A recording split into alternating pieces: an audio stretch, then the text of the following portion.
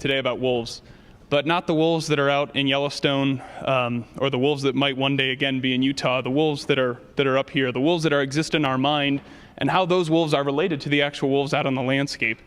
So I've titled my talk The Chimerical Wolf, and chimerical means existing only as the product of unchecked imagination. And I think that's what we have going on with the wolf. I think too often we look well past the just simple biological organism, and we see all the things that we put on the wolf, all the psychology, if you will, behind the wolf. So wolves are divisive. Wolves are controversial. Wolves are polarizing. Wolves are demonized. Wolves are made heroes. And perhaps more so than any other non-human animal, wolves are the subject of human projections. We like to put things on the wolf. Now, this goes back a long time. It's deeply ingrained in our culture, in our language. When we say a wolf at the door, raised by wolves, in our fairy tales, the big bad wolf and the three little pigs and Little Red Riding Hood, and it's always a bad thing. It's a very negative thing in our culture.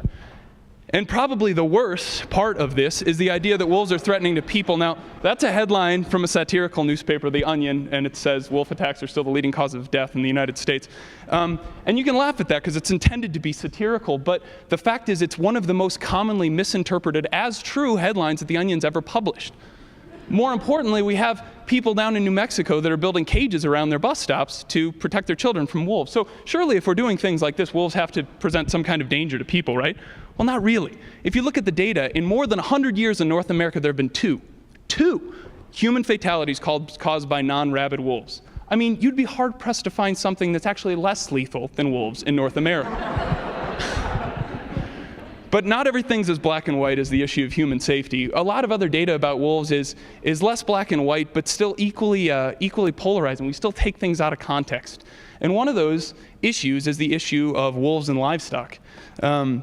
So wolves kill livestock. That shouldn't come as a surprise to anybody. They have a relatively small impact on the cattle industry, a larger impact on the sheep industry, possibly a growing impact generally, and they can have a devastating effect at the individual level for the rancher. So it's a problem, and it's a problem that needs a solution.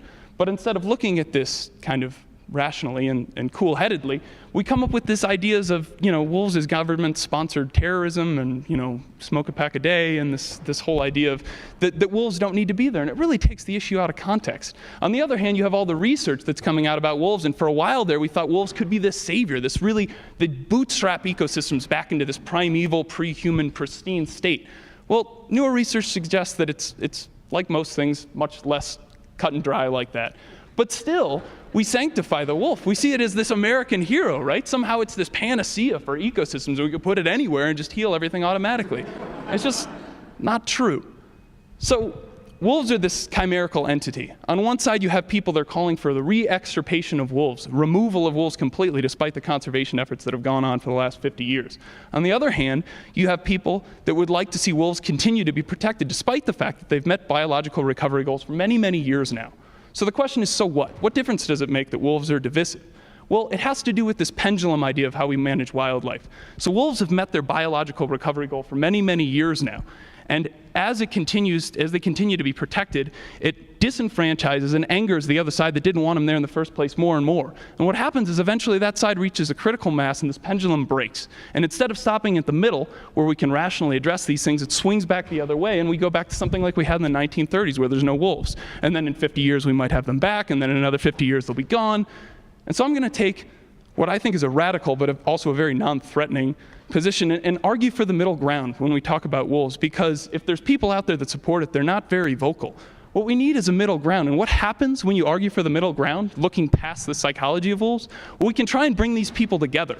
Instead of yelling across the aisle, we can bring them to the same table and say, look, there's some ground rules. We're not going to get rid of wolves, and we can't have wolves everywhere, but where should we have them? Where are they appropriate, and where should they really not belong? And in areas where they have to overlap with people, we can come up with creative and novel solutions like livestock guard dogs to protect livestock from wolves, save ranchers money, but also reduce the need for lethal management of those same carnivores, wolves. And perhaps most importantly, we can empower the end users of that natural resource. We can come up with ways to incentivize ranchers to have wolves out on the landscape. And we can think of ways to incentivize wildlife watchers to like seeing cattle ranchers out there, because ultimately they're the stewards of that environment. And ultimately what we get is a halting of this pendulum. where we can start to manage wolves like every other animal that we have in the ecosystem, and instead of running in these 100-year loops back and forth and back and forth, we can move past wolves and start addressing some of the more important conservation questions. Thank you.